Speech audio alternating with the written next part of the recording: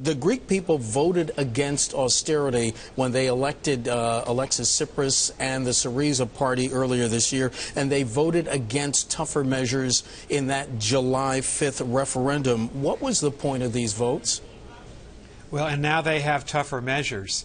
I think you really have to look back and question the wisdom and the strategy of the Greek government, the Syriza government, because you're exactly right, Mark. When they set up that referendum 9 days ago, they asked the Greek people to vote no, to vote no against austerity, and yet they went and now have agreed to austerity simply because I think they got out-negotiated by the European Union, and they didn't correctly anticipate that the European Union and the other creditors were not going to fundamentally renegotiate this 320 billion euro package over the last several years. So I would say diplomatic malpractice by the Greek government. Mr. Ambassador, how would you categorize how Mr. Tsipras and his allies went about these negotiations? I've heard descriptions that range from outrageous to it seems they played chicken with the international community.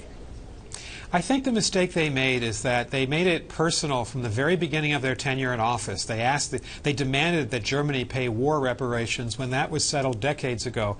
They actually feinted towards Moscow as if, they had challenged the United States to continue sanctioning Moscow over Ukraine.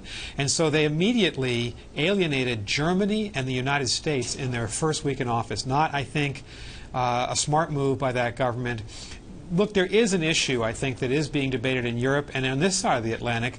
Is unrelenting austerity the right economic recipe for a poor, struggling economy, debt-ridden like Greece? But instead of focusing on that issue and trying to build bridges to Europe, they tore a lot of bridges down, and the result was not a single government was really supporting the Greek government before the referendum.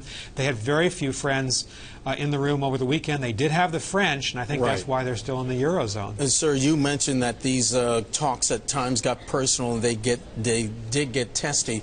Do creditors trust the Greek government to honor its word, to keep its word? Well, I think one of the reasons why the EU is demanding that the Greek parliament vote by Wednesday in support of the austerity package and to vow to carry it out is because trust has been eroded. And Angela Merkel said on Saturday, the day before the big meeting, that she felt that the currency of trust had been dissolved by these negotiations. And the European Union is exactly what its name says. It's a union of democracies. All these leaders have to get together and make big decisions.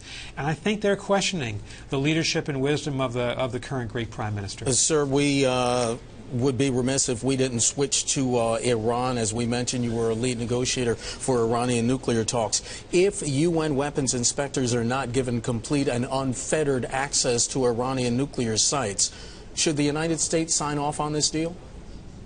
Well, it looks like that they're fairly close to a deal. There's some outstanding issues. Clearly, that's one of them.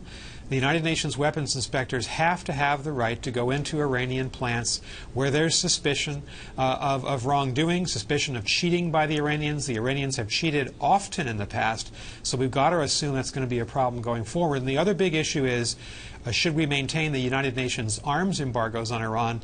I think we have to.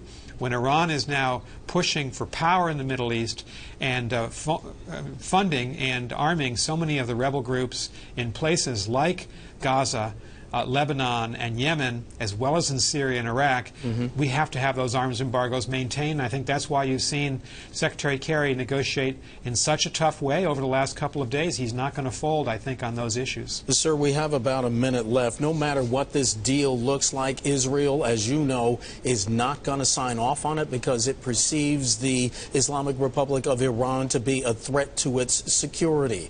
That having been said, are you concerned that Israel, if it still does have these concerns about Iran's nuclear capability, would act unilaterally? I don't believe the Israelis would act unilaterally through military force. I don't think they have that option right now, not when the United States has just spent the last year and a half trying to negotiate this historic agreement. I support what Secretary Kerry's doing. This can be a good deal for the United States if some of these last-minute issues are worked out to our satisfaction.